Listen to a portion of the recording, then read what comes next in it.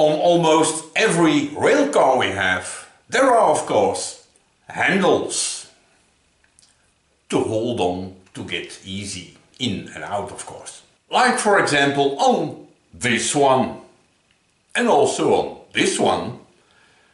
But here, as you can see, there is one missing. But no panic, because as you can see, I have one here. It's just that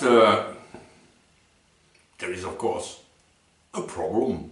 Now luckily I have a model because there are 4 handles like this with this plate facing up and 4 but 1 missing, so 3 left with the little plate here facing down. And I have here 3 not good parts. Not good because of course the hole for the piece of food is down here and this plate is facing up. Job for today, make 2 parts like this one, but with this plate facing down. Sounds easy, right? If it was easy, I don't think I would make a video about it. Now, these are original parts, over 100 years old. And these 3 I have here are the only parts we have. So we don't have the right one, but I suppose you already get a point. So my job is to, for example, cut it off here, turn it around and put it back on. But these things were made to fit on a flat surface. And I have to turn it around, but also these have to fit on a rounded surface with a radius of more or less 20 millimeters. So turn it around, give it a radius. That's gonna be a challenge. And it also breaks my heart a bit that I have to modify original parts. These things are museum pieces. But on the other hand, you can't make omelette without breaking eggs, right? Here's my more or less plan of attack. First of all, cut off this part right here. More or less the thickness of this little plate here. Of course, both.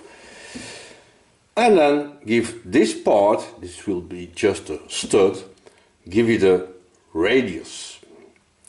And then I have to bend my little plate that I will have left here at the same radius. And because this is a safety feature, I think I'm gonna drill and tap 2 holes in here, install bolts, and then to finish the joint I will soft solder them together.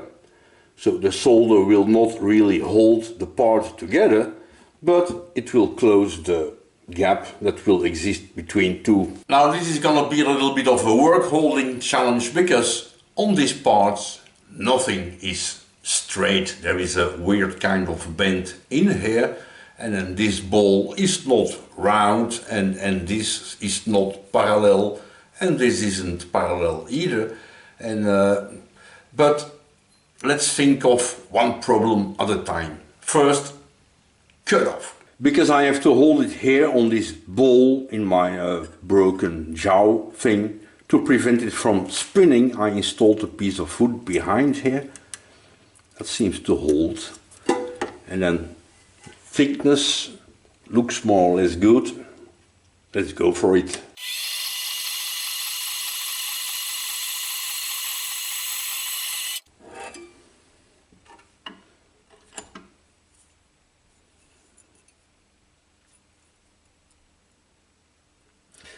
I think here I will have to cheat because this thickness at the end is not the same anymore than here. But we'll figure something out. On the other hand, my piece of wood really well.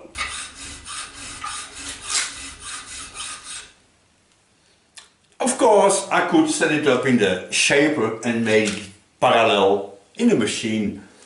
But the time I need to set it up, I think I can make two using this kind of file. Why not? And now it looks a tiny bit more straight. Tiny bit.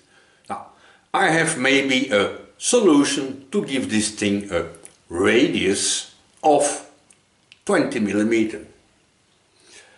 I have here a piece of nothing. If I cut apart an arc of a circle in here with a radius of 20 millimeter, I can use it as a form tool. Put this part on and then hammer it in and then hope that it will bend without breaking. And to cut this radius, I installed the shell mill in horizontal mode here, of course, in my milling machine. And this one has a diameter of 39 point something, so almost 40, radius almost 20, right? And so it will be easy to cut. And at the same time, because last time I used it, I saw it didn't cut straight. It left some tapered weird things. So now I can retest it and see what's happening. And to make the radius in this part, I can also use this one. But of course, because of the thickness of the plate that comes in here, this will not be enough. But I can always cut bigger using the boring head. And I tried it, and even with this ball idea, this holds very well in the vise, so that won't be a problem. But first, let's make the form tool to make this radius in the plate.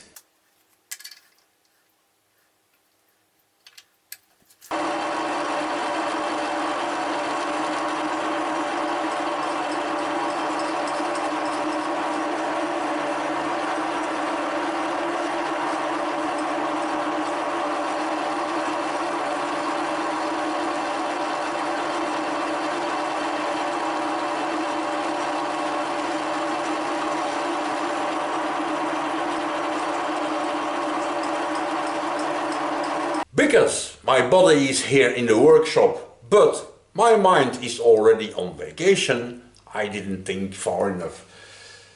The radius I have here is, let's say, 20 millimeters. But if my little plate is bent, the inner radius has to be 20, which means the outer radius is 20 plus this thickness, of course. I didn't. Now, not a problem. I will take the boring head and make it bigger. And by the way, while using this thing here, I could see that while spinning there was a little bit of a wobble in it. And it looks like my special washer I made here is a little bit out of parallel. I think one side is a little bit bigger than the other side. So something to dig in, but another time.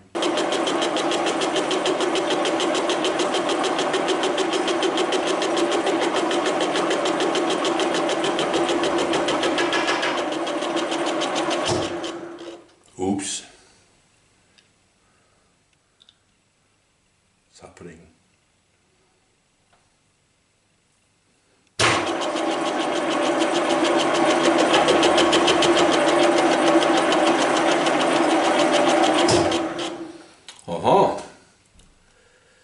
This part is touching the jaw of my vise. That's not good.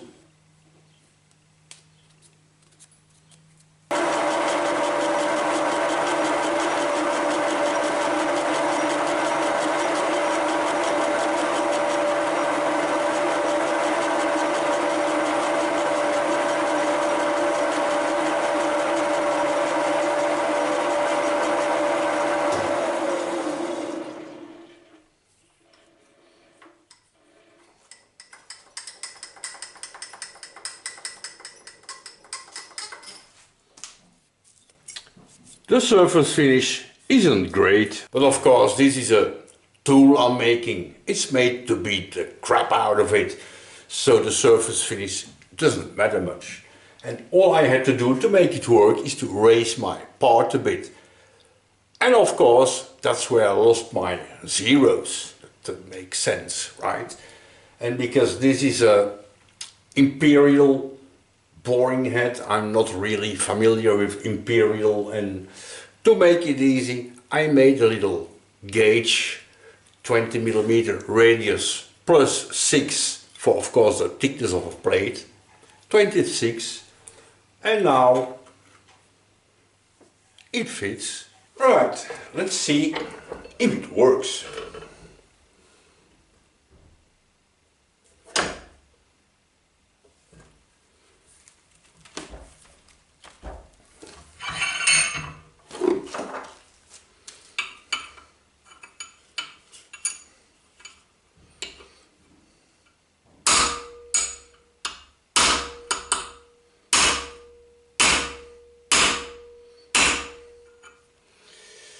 The whole thing is going down.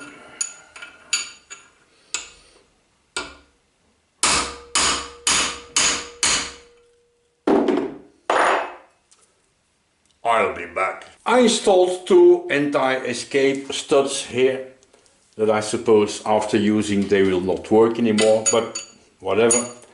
And slowly but surely I think it starts to bend.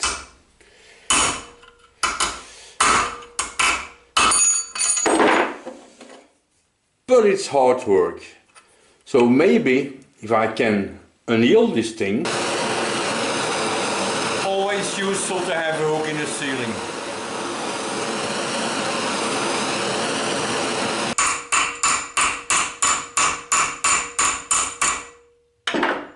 Annealing it was indeed the way to go, because as you can see it starts to bend, and this thing here has a radius of 20mm, and I use it as a gauge, and we're getting close, which means it works. For the moment I think I'm gonna leave this one as is and first concentrate on this part.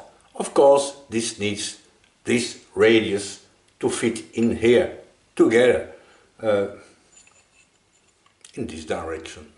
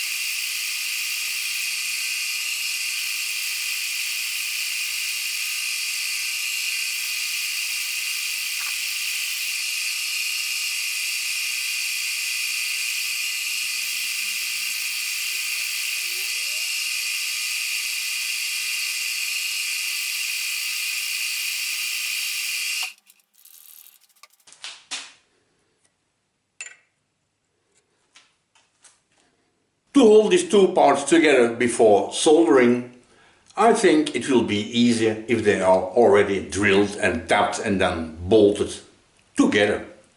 But to hold them together for bolting, it would be easier if they are already soldered. So that's a bit the dilemma. We'll see. Now I have 5mm little bolts with a tapered head. I think this could work very well, but install two in here, that's not gonna work, because using one in the center I don't think it will be strong enough, and install two, one in this corner and one in the other corner, will make it way more complicated. Of course these bolts will have to be in an angle, and then they risk they come out here on the side. And I have 6 millimeter bolts. I think these are better. This could work very well if I put only one in the center, but I have to adapt these bolt heads to look a bit like these. Because I have a 90-degree countersink tool here to make, of course, this V shape in this hole, I installed my cutting tool at 45. Of course, 2 times 45, 90, right?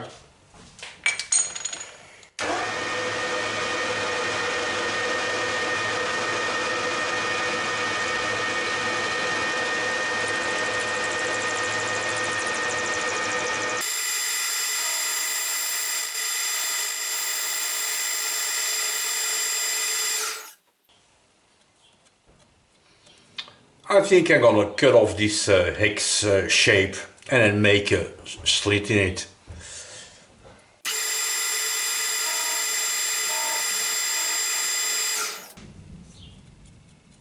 Yup.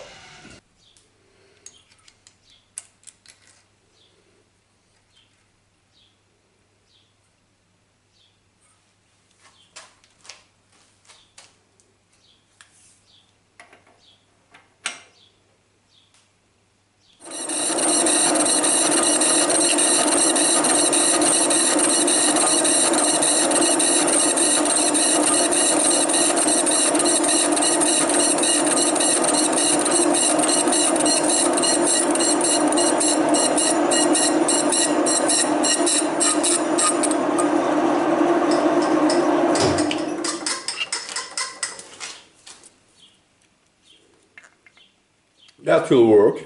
I think I will first drill and tap and then bolt these parts together before soldering, because it will be easier to take them apart again, to give these surfaces a very good clean for soldering. So first drill, tap, put them together.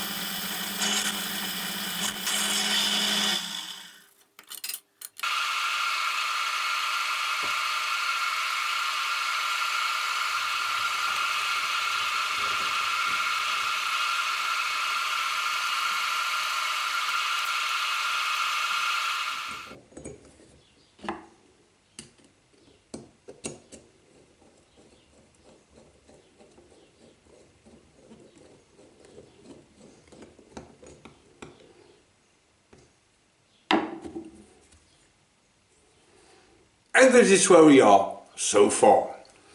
Now I think this is gonna work very well.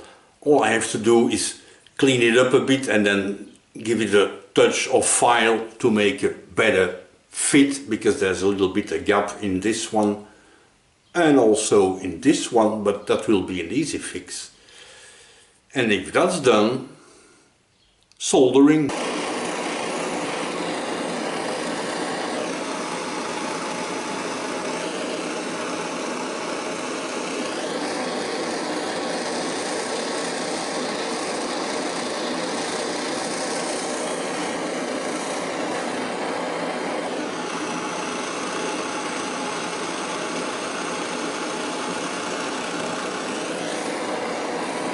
Before I started heating the parts, I first put on this little secret product here.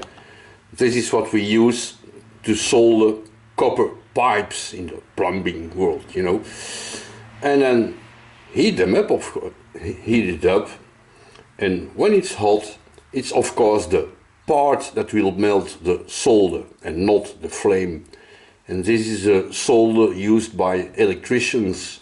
And in here, in the core, there is some resin. This works very well. And here's the result. as you can see, I put in the solder on this side and it's all around, and the other one too. Right, I will clean it up and let's have a look at the final product. And here they are. Of course, for the moment they look a little bit stupid with this shiny part and non-shiny part, but of course once installed they will receive a nice coat of paint. And just like it happened so many times, I am again victim of the end of the week syndrome, which means I have to end this video right here without showing you the installment of these parts. It's a little bit stupid, but what to do?